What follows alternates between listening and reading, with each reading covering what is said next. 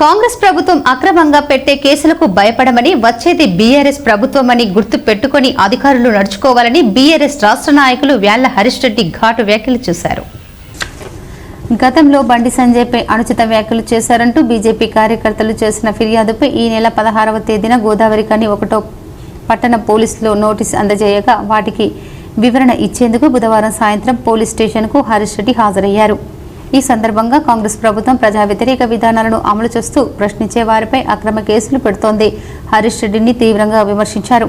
Social మీడియాలో కేసులు చెల్లవని తెలిసిన కేవలం ప్రభుత్వాన్ని ప్రశ్నించే వారికే భయపెట్టడానికే ఈ చర్యలు చేపడుతున్నారని ఆయన ఆరోపించారు. ముఖ్యమంత్రి కేసీఆర్ అధికారంలో ఉన్న సమయంలో కాంగ్రెస్ నాయకులు అసభ్యంగా మాట్లాడినా కేసులు నమోదు చేయలేదని, కానీ ఇప్పుడు ప్రజా వ్యతిరేక విధానాలను ప్రశ్నిస్తేనే కేసులు పెడుతున్నారన్నారు.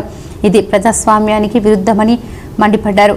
ఇక మీరు అధికారంలో ఉండేది 3 సంవత్సరాలే అని గుర్తుంచుకోండి హెచ్చరించారు. ప్రజాస్వామ్యాన్ని కాపాడాలని కోరారు.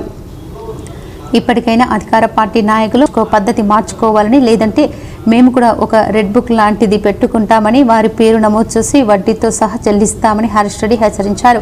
పోలీసులు విచారణకు పిలిచినప్పుడు తాను హాజరై సమాధానం ఇచ్చినట్లు పేర్కొన్న ఆయన ప్రజా వ్యతిరేక విధానాలను వ్యతిరేకించినందుకే అక్రమ కేసులు పెడుతున్నారని తీవ్రంగా ఆక్షేపించారు. ఇప్పటి వరకు హైదరాబాద్ గోదావరి ఖనిలో 10 కేసులు నమోదయ్యాయని, వీటిని చట్టబద్ధంగా న్యాయస్థానాల్లోనే ఎదుర్కొంటామని ధీమా వ్యక్తం చేశారు. గోదావరి ఖని 1 టౌన్ పోలీస్ స్టేషన్కి రావడం జరిగింది. ఈ ప్రభుత్వం అవలంబిస్తున్నటువంటి ప్రజా వ్యతిరేక విధానాల పట్ల ప్రశ్నించేందుకు గాను, కొందరు నాయకులు చేస్తున్నటువంటి తప్పుడు పనులను ప్రశ్నించేందుకు గాను మరి నా మీద ఒక ఎఫ్ఐఆర్ నమోదవడం జరిగింది.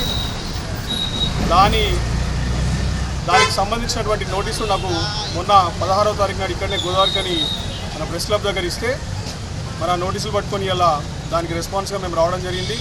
దాదాపు ఒక అరగంట సేపు నన్ను ఇన్వెస్టిగేట్ చేసిండ్రు. వాస్తవంగా మాట్లాడుకుంటే ఈ కేసులో ఏమీ లేదు.